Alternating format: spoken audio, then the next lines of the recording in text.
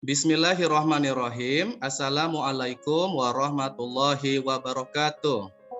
Waalaikumsalam warahmatullahi wabarakatuh. Nah, pada pertemuan kali ini kita akan membahas suatu topik mengenai mekanisme transport membran. Nah, di sini untuk KD-nya adalah menganalisis berbagai bioproses dalam sel yang meliputi mekanisme transport membran, reproduksi, dan sintesis protein, di mana tujuan kita belajar pada pertemuan kali ini adalah siswa mampu menganalisis mekanisme transport pasif melalui membran sel, yaitu proses difusi dan osmosis, serta siswa mampu menjelaskan diagram transport aktif, yaitu pompa ion, kotransport, endositosis, dan eksositosis. Oke, langsung saja kita akan membahas tentang model membran plasma, ya. Nah, perhatikan gambar model ini. Membran plasma merupakan suatu plasma atau cairan yang membatasi sel dengan lingkungannya yang bersifat semi-permeable. Reaksi-reaksi biokimia dalam metabolisme ini memerlukan bahan-bahan tertentu, misalnya oksigen dari luar sel. Nah, di samping itu juga digunakan untuk mengeluarkan sisa-sisa metabolisme yang tidak berguna lagi, misalnya karbon dioksida. Masuknya bahan-bahan ke dalam sel dan keluarnya zat-zat tertentu dari dalam sel itu diatur oleh membran plasma. Membran plasma sangat tipis sehingga hanya dapat dilihat menggunakan mikroskop elektron saja. Kita nggak bisa melihat membran plasma menggunakan mata kita ya, jadi harus menggunakan bantuan berupa mikroskop elektron. Nah, membran plasma adalah suatu susunan berlapis dengan pola beraturan yang terdiri atas protein dan lipid ya. Nah, fungsi membran tidak dapat terpisahkan dari proses kehidupan. Teori tentang membran plasma telah dikenal sejak Overton menemukan bahwa membran plasma terdiri dari sederet molekul fosfolipid yang membentuk lapisan. Fosfolipid merupakan senyawa yang bersifat hidrofilik ya, yang terletak pada daerah kepala yaitu gugus fosfat, dan hidrofobik yang terletak pada daerah ekor yaitu asam lemak. Jadi perlu kamu ingat bahwa fosfolipid itu bersifat hidrofilik dan hidrofobik. Hidrofilik artinya suka dengan air, sedangkan hidrofobik artinya tidak suka dengan air atau takut dengan air. Nah, dengan demikian fosfolipid dapat berfungsi sebagai penyekat karena lapisan air di luar protoplasma tidak dapat masuk ke dalam sel. Nah, dalam model mosaik cair atau fluid mosaik model, ini namanya adalah model mosaik fluid ya. Nah, membran plasma merupakan struktur yang bersifat fluid atau cair yang tidak memiliki bentuk yang tetap serta mudah mengalir dengan mosaik berupa berbagai protein yang tertanam di dalam suatu alat ya yang melekat pada lapisan ganda atau disebut dengan bilayer, dua lapisan. Nah, komponen penyusun satu unit fosfolipid ini adalah fosfat di bagian kepala pada permukaan membran yang bersifat hidrofilik atau suka dengan air, kemudian asam lemak di bagian ekor yang tersembunyi di dalam membran yang bersifat hidrofobik atau tidak suka air. Nah, model membran ini yang diakui adalah model membran sel Singer dan Nicholson. Jadi yang pertama kali mengemukakan model membran ini adalah Singer dan Nicholson ya, sehingga mereka berdua mendapatkan hadiah Nobel atas penemuan mereka.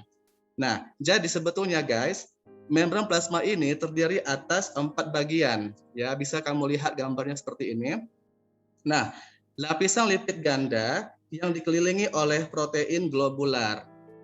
Protein globular ada yang tertanam pada matriks membran, dan ada pula yang terikat pada permukaan polar lipid. Yang kedua, protein membran berada pada keadaan tersebar, bukan pada suatu lapisan yang berkesinambungan. Kemudian protein yang terikat pada permukaan polar lipid disebut dengan protein perifer. Ini dia ya, protein perifer yang terletak di bagian tepi atau disebut juga dengan protein ekstrinsik ya. Nah, sedangkan protein yang tertanam pada matriks atau menembus lapisan lipid disebut dengan protein integral atau disebut juga dengan protein intrinsik. Jadi ada protein perifer, ada protein integral. Nah, protein perifer dan protein integral ini saling berkaitan dengan molekul yang disebut dengan glikoprotein. Ini ya. Nah, jadi glikoprotein merupakan protein perifer dan protein integral yang saling berkaitan membentuk molekul gula. Nah, sedangkan molekul lipid yang berikatan dengan gula disebut dengan glikolipida. Ya, jadi di sini ada protein perifer, ada protein integral yang berkaitan membentuk molekul gula disebut dengan glikoprotein. Nah, sedangkan molekul lipid atau lemak yang berikatan dengan gula disebut dengan glikolipida. Jadi ini merupakan struktur dari membran plasma yang pertama kali dikemukakan oleh Singer dan Nicholson. Struktur dasar membran sel ini sangat mendukung fungsinya sebagai pembatas lingkungan luar dari lingkungan sel bagian dalam dan lingkungan luar organel dari lingkungan dalamnya. Nah, selain sebagai pembatas atau sebagai boundary, selaput plasma ini memiliki berbagai macam fungsi, guys. Yang pertama apa? Sebagai pengatur permeabilitas terhadap senyawa-senyawa atau ion-ion yang melewatinya. Nah, permeabilitas ini terutama diatur oleh protein integral, ya. Nah, yang kedua apa? Sebagai protein pengenal atau reseptor molekul-molekul khusus seperti hormon, antigen, metabolit, dan agen khusus seperti bakteri atau virus. Yang ketiga, sebagai enzim khusus, misalnya pada selaput mitokondria, kloroplas, retikulum endoplasma atau RE, aparatus Golgi, dan selaput sel. Dan yang keempat, sebagai kelompok molekul yang berfungsi sebagai reseptor terhadap perubahan lingkungan seperti perubahan suhu, pH, dan intensitas cahaya. Ya. Nah, selanjutnya kita akan berbicara tentang fungsi dari membran plasma. Nah, membran plasma memiliki fungsi yang sangat kompleks. Membran bukan hanya sekedar sebagai kulit yang membungkus sel saja, dan bukan pula struktur statis yang tetap, karena membran menjalankan banyak fungsi dinamis yang bersifat kompleks. Membran bersama organel-organel sel lainnya menjalankan banyak fungsi yang dinamis. Secara umum, fungsi membran adalah sebagai pembatas antara lingkungan di dalam sel dengan lingkungan di luar sel, dan di antara lingkungan dalam sel serta lingkungan di dalam sitoplasma. Berarti dia di situ sebagai pembatas ya, pembatas antara lingkungan di dalam sel atau intraseluler dan di luar sel atau ekstraseluler. Selanjutnya, apalagi fungsinya? Mengatur permeabilitas membran terhadap senyawa-senyawa atau ion-ion yang melewatinya. Ya, permeabilitas ini diatur oleh protein integral. Selanjutnya, sebagai protein pengenal atau reseptor molekul-molekul khusus seperti hormon, antigen, maupun agen siaga seperti bakteri atau virus. Selain itu, selaput atau membran sebagai suatu kelompok molekul yang berfungsi sebagai reseptor terhadap perubahan suhu, intensitas, dan lain-lain. Kemudian sebagai jalan untuk keluar masuknya zat dari luar ke dalam sel atau sebaliknya. Selanjutnya, penyedia enzim, karena membran plasma berfungsi sebagai sebuah sarana terselenggaranya aktivitas seluler yang terorganisir. Contohnya pada enzim sitokrom yang terlibat dalam respirasi merupakan bagian dari membran mitokondria yang menghasilkan energi. Kemudian berperan dalam transduksi energi, contohnya pada tumbuhan, di mana kemampuan sel tumbuhan untuk menangkap energi matahari dan merubahnya atau mengkonversinya ke dalam bentuk energi kimia yang terkandung di dalam karbohidrat. Nah, sedangkan tujuan dari transportasi zat melalui membran adalah memasukkan gula, asam amino, dan nutrien atau zat-zat lain yang diperlukan sel, kemudian memasukkan oksigen serta mengeluarkan karbon dioksida pada proses respirasi sel, ya. Kemudian mengatur konsentrasi ion anorganik yang ada dalam sel, contohnya ion natrium, kalium, kalsium, dan klor. Kemudian membuang sisa-sisa metabolisme yang bersifat racun atau toksik, menjaga stabilan pH atau potensial hidrogen atau derajat keasaman, serta menjaga konsentrasi suatu zat untuk mendukung kinerja dari enzim. Nah, selanjutnya kita akan berbicara tentang transportasi membran, ya. Transportasi molekul melalui membran. Nah, transportasi melalui membran sel sangat penting bagi kelangsungan hidup sel. Misalnya, substansi tertentu harus bergerak masuk ke dalam sel untuk menyokong agar sel itu tetap hidup. Demikian juga sebaliknya. Zat-zat buangan yang dihasilkan dari hasil metabolisme sel harus dikeluarkan, yang selanjutnya dibuang keluar tubuh. Nah, seperti sudah kita gambarkan sebelumnya, bahwasanya membran plasma itu berfungsi sebagai dinding atau pembatas antara zat hidup dan zat non-hidup. Membran intraseluler di antara beberapa ruang sitoplasmik. Nah, sebagai pembatas, membran plasma itu mencegah terjadinya pertukaran bebas antara zat yang satu dengan zat yang lain. Tetapi pada saat yang bersamaan, membran plasma juga berfungsi sebagai sesuatu yang menyediakan sarana komunikasi di antara ruang intraseluler.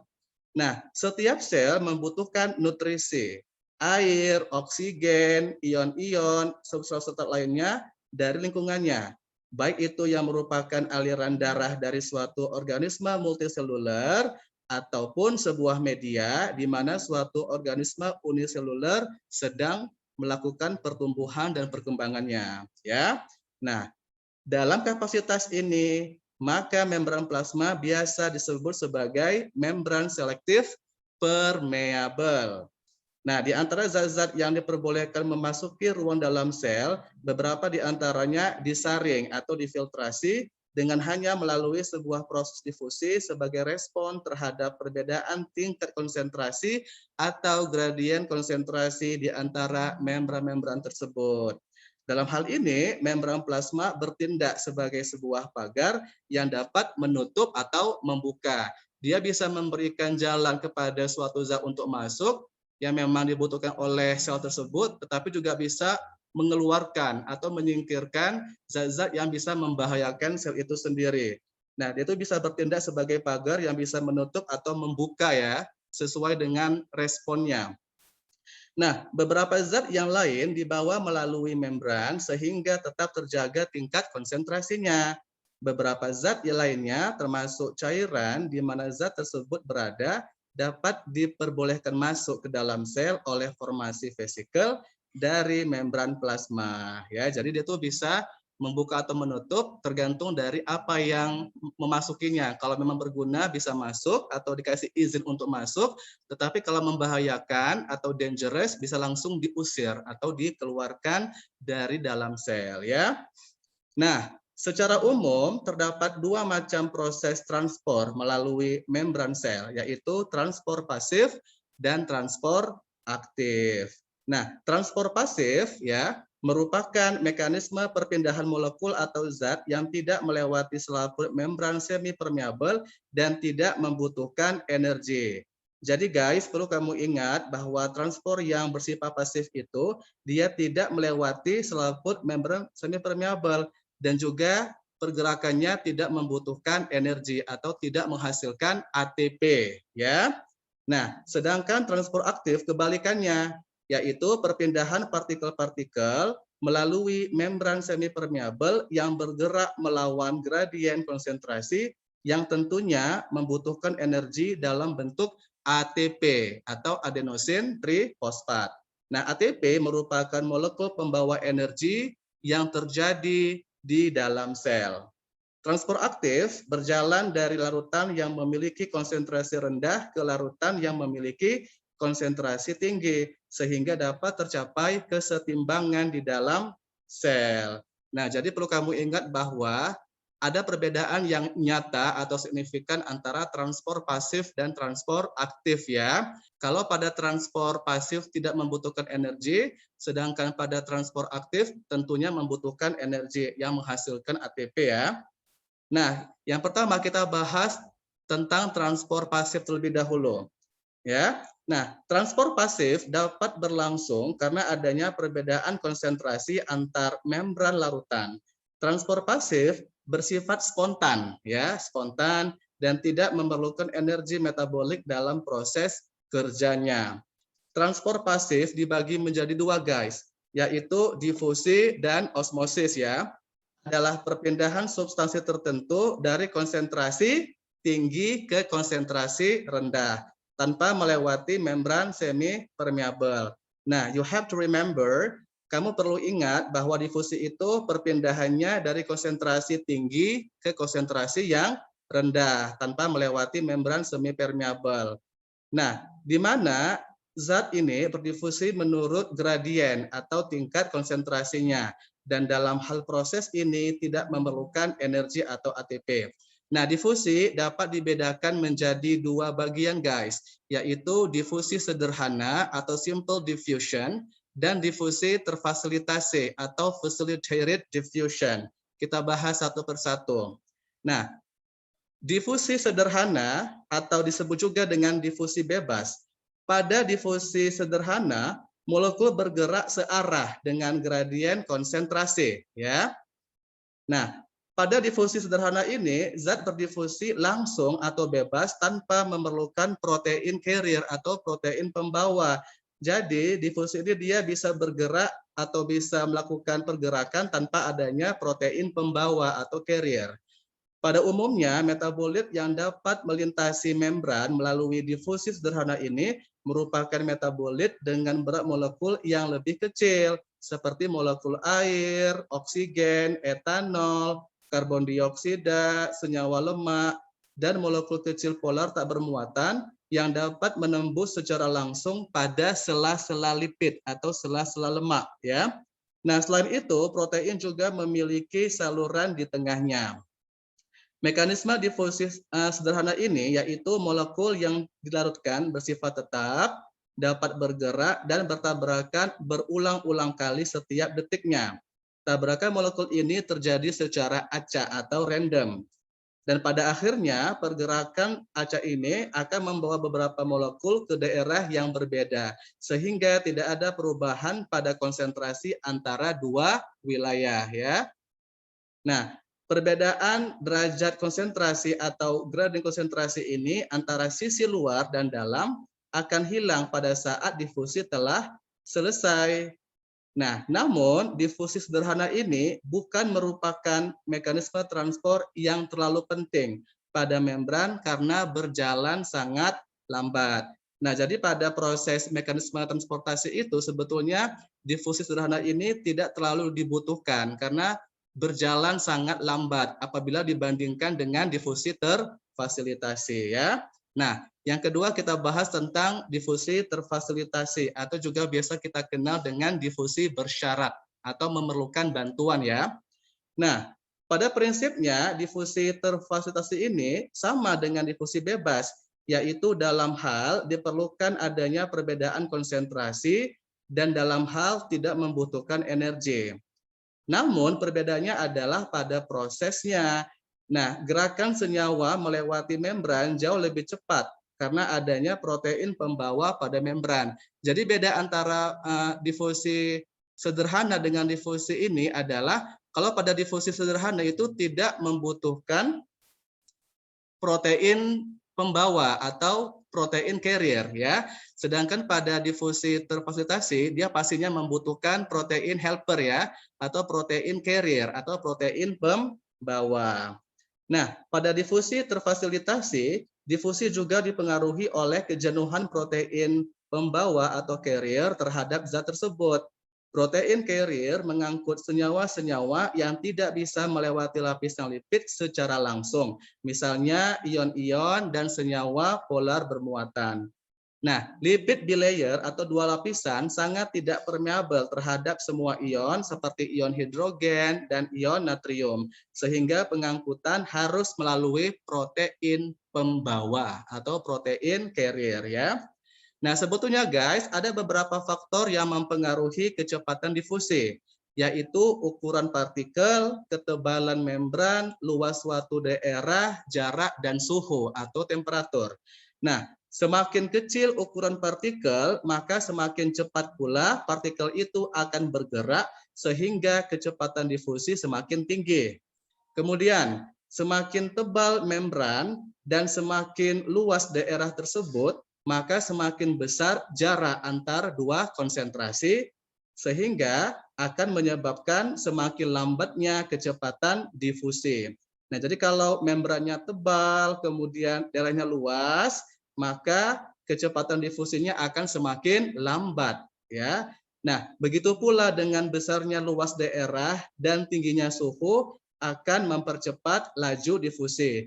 Jadi kalau suhunya tinggi atau temperaturnya besar, maka laju difusi akan semakin cepat. Oke, nah ini merupakan difusi sederhana dan difusi terfasilitasi yang merupakan contoh dari transport pasif ya. Nah yang kedua kita berbicara tentang osmosis. Mungkin waktu kamu di SMP juga pernah belajar tentang difusi osmosis ya, tapi untuk SMA ini kita lebih memperdalam tentang informasi mengenai kedua istilah ini.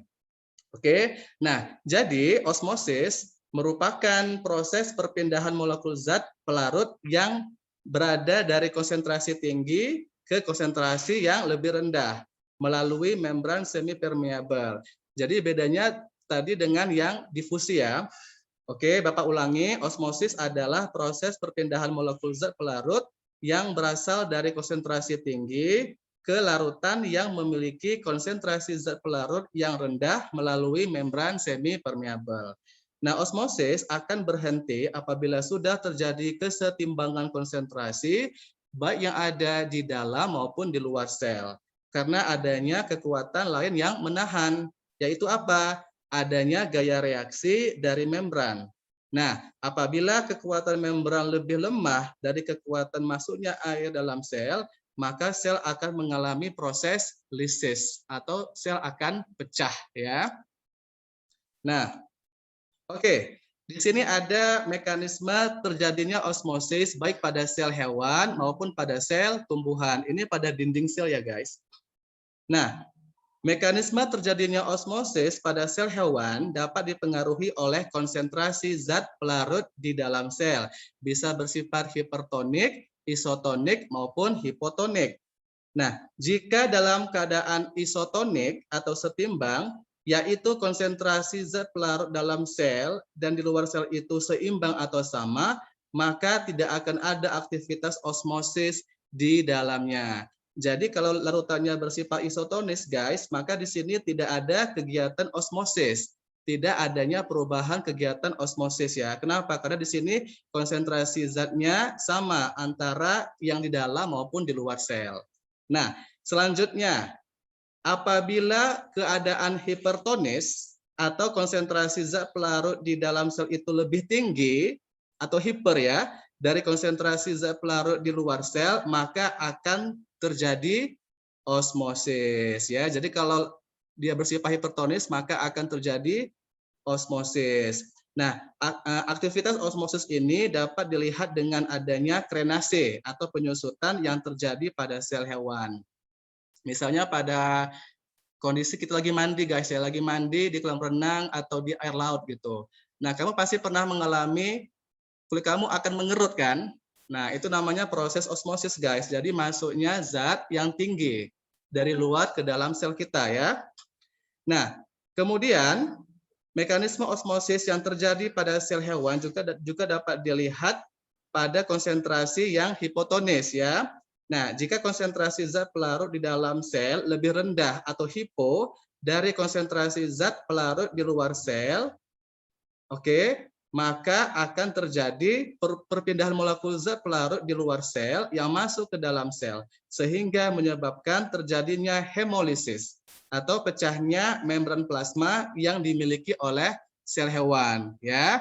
Nah, jadi kalau larutannya bersifat isotonis atau setimbang, maka di sini tidak terjadi aktivitas osmosis. Apabila larutannya hipertonis atau lebih tinggi, maka terjadi krenasi atau penyusutan. Larutannya bersifat hipotonis atau lebih rendah, maka dapat bersifat hemolisis atau pecahnya membran plasma. Jadi di sini tidak ada kegiatan osmosis, ini krenasi, dan ini adalah hemolisis ya pada sel hewan atau sel animalia. Oke. Nah, sedangkan mekanisme terjadinya osmosis pada sel tumbuhan dapat kamu lihat pada gambar ini, guys. Jika sel tumbuhan dalam keadaan hipotonis, ya, ini hipotonis atau molekul zat pelarut di dalam sel lebih rendah daripada di luar sel, maka akan terlihat adanya kenaikan volume dari sel tumbuhan yang dinamakan turgid atau turgiditas. Ini gambarnya, guys. Ya. Nah, jadi kalau pada sel tumbuhan tersebut dia mengalami keadaan hipotonis, maka akan terjadi kenaikan volume yang disebut dengan turgid. Ya, jadi semakin besar tekanan turgor dan kloroplas akan terdesak mendekati dinding sel, maka dia akan bersifat hipotonis sehingga dinding sel akan mengalami lisis atau pecah, ya. Nah, kemudian sel tumbuhan itu tidak pecah karena adanya dinding sel selulosa untuk menjaga bentuk sel. Jadi karena dinding sel itu mengandung selulosa, maka dia bisa menjaga bentuk agar tidak terjadi perpecahan atau lisis tadi, guys. Nah, kemudian jika sel tumbuhan dalam keadaan hipertonis, ya, oke, atau konsentrasi zat pelarut di dalam sel itu lebih tinggi daripada konsentrasi di luar sel, maka akan terjadi yang namanya plasmolisis ya. Apa itu plasmolisis? Nah, plasmolisis merupakan proses pengerutan dan terlepasnya protoplasma dari dinding sel akibat tingginya konsentrasi zat pelarut yang ada di dalam sel daripada di luar sel. Oke. Nah, sedangkan pada larutan isotonik di sini tidak terjadi proses osmosis pada sel hewan. Oke, guys. Nah, jadi ini merupakan mekanisme terjadinya proses osmosis baik pada sel hewan maupun pada sel tumbuhan.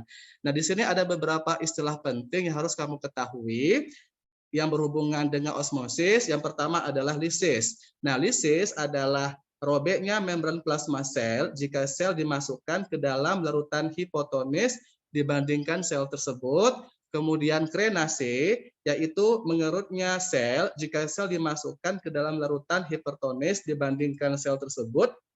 Serta plasmolisis, yaitu lepasnya membran plasma dari dinding sel tumbuhan jika sel tumbuhan tersebut dimasukkan ke dalam larutan hipertonis ya. Nah, inilah gambarnya. Oke. Nah, itu adalah pembahasan tentang transport pasif atau passive transport. Nah, sekarang kita akan masuk ke pembahasan transport aktif atau active transport, ya. Nah, transport aktif merupakan pergerakan senyawa menembus membran dari daerah berkonsentrasi rendah ke daerah berkonsentrasi tinggi atau melawan garis konsentrasi atau melawan gradien konsentrasi. Nah, pada transport aktif diperlukan energi, terutama bersumber pada ATP. Nah, contohnya adalah pompa ion natrium kalium ya. Jadi pada transport aktif ini tentunya membutuhkan energi untuk melakukan pergerakan ya. Nah, kita bahas satu persatu ya tentang pompa ion natrium kalium atau pumping dari natrium kalium ya. Nah, pompa ion natrium kalium adalah salah satu proses yang ada di dalam transmembran, yaitu transport aktif, di mana pompa natrium kalium ini masuk ke dalam jenis transport aktif karena membutuhkan energi dalam proses kerjanya. Nah, pada sel hewan terdapat ion natrium dan kalium yang cukup penting dalam menjaga proses fisiologis dalam sel dan membantu menyeimbangkan volume sel. Sedangkan natrium berfungsi untuk mengatur keseimbangan cairan di dalam sel dan dalam tubuh. Oke, sekarang kita akan membahas tentang mekanisme terjadinya pompa natrium kalium ya guys. Nah, yang pertama, ion natrium pada sitoplasma berikatan dengan pompa natrium kalium, di mana afinitas atau daya ikat terhadap ion natrium adalah tinggi saat protein berbentuk seperti ini. Oke. Nah, yang kedua, pengikatan natrium merangsang fosforilase atau penambahan gugus fosfat protein oleh ATP. Ini adalah gugus fosfat ya oleh ATP. Yang ketiga, fosforilase atau penambahan gugus fosfat tadi akan menyebabkan protein berubah bentuk sehingga afinitas atau daya ikatnya terhadap ion natrium akan menurun dan dilepaskan ke sebelah luar. Yang keempat ini, nah setelah itu bentuk baru protein memiliki afinitas tinggi terhadap ion kalium yang berikatan ke sisi ekstraseluler atau ke sisi bagian luar sel dan membentuk atau memicu pelepasan gugus fosfat. Maka di sini fosfat akan keluar atau akan lepas ya guys. Nah selanjutnya, hilangnya fosfat mengembalikan bentuk awal protein yang memiliki afinitas atau daya ikat lebih rendah terhadap ion kalium. Dan terakhir, ion kalium akan dilepaskan sehingga afinitas atau daya ikat terhadap ion natrium akan tinggi kembali dan siklus ini berulang terus-menerus ya. Ini merupakan siklus dari kinerja pompa ion natrium kalium ya guys. Nah, sebetulnya selain pompa ion natrium terdapat juga beberapa contoh dari sistem transport aktif ini, yaitu yang pertama, pengambilan asam amino, peptida, nukleosida, dan kalium pada bakteri Escherichia coli atau E. coli. Nah, bahan tersebut baru dapat masuk ke dalam selnya apabila ada pengangkut dan energi yang cukup. Yang kedua adalah ganggang laut atau alga laut dapat menimbun yodium dalam selnya melebihi konsentrasi yang ada di dalam air laut tersebut ya. Nah, selanjutnya kotranspor ya. Di sini ada uniporter, ada simporter dan ada juga antiporter. Sambil kamu perhatikan gambar ini ya. Nah, kita bahas apa sih sebetulnya kotranspor itu? Nah, jadi guys, kotranspor yaitu transpor atau perpindahan zat yang mengaktifkan transport zat lain. Nah, contohnya adalah ion hidrogen dipompa keluar sel untuk mengaktifkan transport sukrosa ke dalam sel. Nah, jadi sebetulnya kotranspor ini zat yang mengaktifkan zat yang lain. Dia saling mengaktifkan atau mengaktifasi zat yang lain ya. Nah, di sini ada macam-macam kotranspor, guys. Yang pertama adalah uniporter atau uniport, simporter atau simport, dan antiporter atau antiport. Nah, apa itu uniporter? Nah, uniporter merupakan transportasi zat dalam satu arah. Ya, dia hanya bergerak satu arah. Ya. Nah, sedangkan simport merupakan transportasi atau pergerakan dua atau lebih zat dalam satu arah. Dia bisa bergerak dua atau lebih dari satu arah ya. Nah, sedangkan antiport, anti artinya berlawanan guys. Jadi antiport adalah transportasi atau perpindahan dua atau lebih zat yang berlawanan arah, tidak searah. Nah, inilah merupakan macam-macam dari kotransport. Nah, uniport terjadi apabila protein pembawa atau protein carrier tadi hanya mengikat satu macam ion saja, seperti glukosa yang relatif lebih tinggi. Maka transportasi dapat terjadi menggunakan cara ini ya. Nah, dan di sini memang pergerakannya sangat sederhana ya. Nah, sedangkan simporter terjadi pada transportasi yang memindahkan dua macam ion ke arah yang sama, seperti transportasi glukosa dengan konsentrasi yang rendah akan terikat ke sisi protein pembawa dan masuk ke dalam sel bersama dengan ion natrium. Nah, sedangkan antiport atau antiporter terjadi apabila transportasi atau perpindahan memindahkan dua macam ion yang terikat pada protein pembawa atau carrier dan berpindah secara berlawanan arah ya. Nah, contohnya pada pertukaran ion klorida dan ion asam karbonat. Oke. Nah, ini merupakan informasi yang penting tentang kotranspor, yaitu uniporter, simporter, dan antiporter ya guys. Dan terakhir ya guys, kita berbicara tentang eksositosis dan endositosis ya. Nah, kita bahas satu persatu. Nah, sitosis merupakan transportasi atau perpindahan yang melibatkan membran pecah atau lisis. Proses ini melibatkan lisosom atau salah satu organel yang berfungsi dalam mencerna substansi tertentu, kemudian akan ditransfer atau dipindahkan ke dalam vesikula atau kantong-kantong. Nah, proses pengambilan substansi ini oleh sebuah sel melalui membran plasma dapat kita bagi menjadi dua guys, yaitu eksositosis dan endositosis. Nah, kita bahas yang pertama tentang endositosis ya.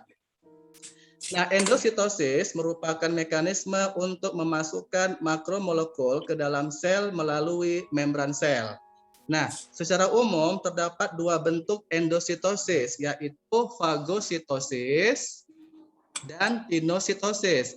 Fagositosis ini dari bahasa Yunani, phagein artinya makan, sedangkan pinositosis dari kata Yunani juga, pinin artinya minum. Di sini makan, di sini minum ya. Nah, kita bahas fagositosis.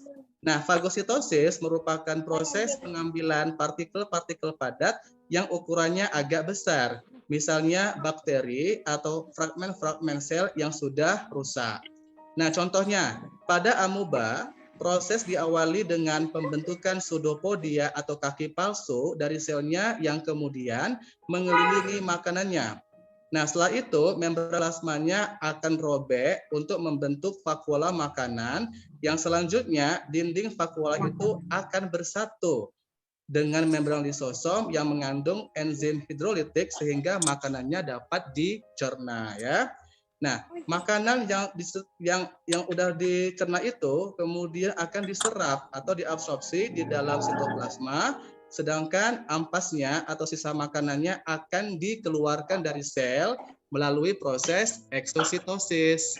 Nah, jadi ada proses pemasukan, ada proses pembuangan. Ya. Nah, sedangkan pinositosis itu proses pengambilan makanan yang berbentuk cair dari sekitarnya, yaitu partikel-partikel yang sangat kecil yang larut di dalam cairan tersebut. Membran plasma mengadakan invaginasi. Ini namanya invaginasi guys ya. Yang dia melakukan ini namanya adalah proses invaginasi, yaitu proses yang membentuk saluran panjang yang sempit dan pada ujungnya akan membentuk vakuola ya. Nah, vakuola tersebut lama-kelamaan akan melepaskan diri sehingga isinya akan diserap oleh sitoplasma.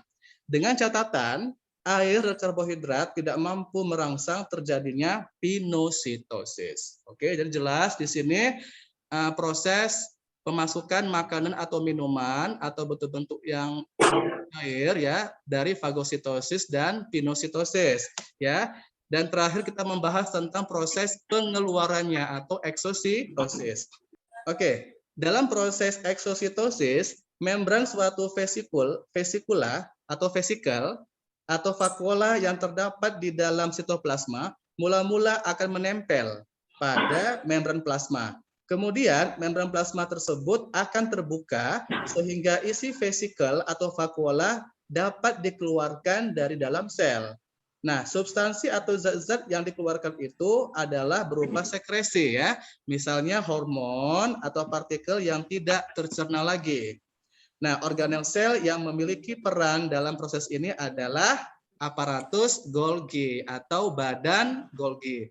Nah, jadi untuk proses eksositosis ada salah satu peran dari kompartemen sel, peranan dari aparatus Golgi yang melakukan proses pengemasan atau packing menjadi beberapa vesikula untuk disekresikan. Nah, vesikula yang terbentuk dari aparatus Golgi tadi akan dipindahkan menuju membran sel ya atau membran plasma. Nah, vesikula tersebut nantinya akan mengalami penyatuan dengan membran dan melepaskan materinya ke lingkungan di luar sel. Ya. Nah, maka di sini nanti prosesnya akan dipindahkan menuju membran sel oleh aparatus Golgi ya. Nah, jadi ini merupakan proses singkat dari eksositosis dan endositosis yang merupakan bagian dari transport aktif. Oke? Nah, demikianlah pembahasan materi pada pertemuan kali ini tentang transportasi membran, baik transport pasif maupun transport aktif. Nah, apabila ada pertanyaan atau respon dari siswa-siswi sekalian, nanti bisa kamu diskusikan di grup kita ya. Nah, nanti kalau ada pertanyaan silakan dilontarkan di grup tersebut atau juga nanti kalau videonya sudah diupload ke YouTube, maka kamu bisa langsung memberikan komentar di kolom komentar di YouTube tersebut. Oke. Nah, terima kasih atas perhatiannya. Wassalamualaikum warahmatullahi wabarakatuh. Waalaikumsalam warahmatullahi wabarakatuh. Terima kasih, Sir. Oke, sama-sama ya. Sampai jumpa besok ya.